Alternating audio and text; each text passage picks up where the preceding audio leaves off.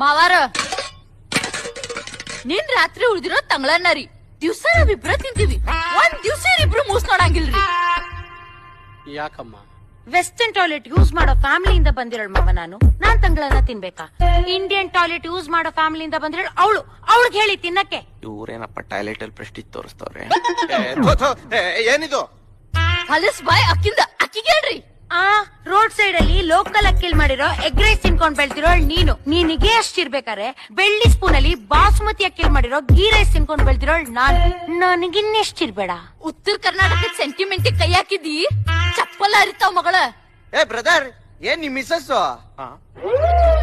ನನ್ ಕೈಯಲ್ಲಿ ಕಂಟ್ರೋಲಿಂಗ್ ಇಲ್ಲ ಗುರುವೆ. ಏನ್ಲೇ ನೋಡಾಕ್ ಧಾರವಾಡ ಎಮ್ಮಿ ಇದ್ದಂಗದಿ.